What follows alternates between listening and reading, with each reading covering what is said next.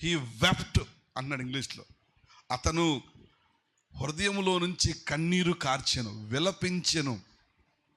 వాక్యం చెప్తాను, he wept and she raised her voice and wept. పిల్లవాడు ఏడుస్తూ ఉన్నాడు. పిల్లవాడిని చూసి తల్లి కూడా ఏం చేస్తుందంట? ఏడడం ప్రారంభించింది. నేను అందుకు చెప్తూ ఉంటాను ఇక్కడ ఉన్న తల్లులకి, నేను బయట దేశాల్లో చూసాను కదా, వాళ్ళ పిల్లలు ఏడుతున్నారు అనుకో, తల్లి ఏం చేస్తారు తెలిసిన? లాగిచి పీకరు, చీపు తీసుకొని సింగారించరు. మనోళ్ళు ఏం చేస్తారు? పిల్లలు ఎడుతున్నాడంటే వేసి కొడతాం అంతే, అబ్బా అంటాం, తంతాం మనం. లేదా సాతానోడా, సాతానదానా, ఎన్నిసార్లు అని ఉంటాను ఆ మాట. అందుకే నువ్వు అక్కడే ఉన్నావు.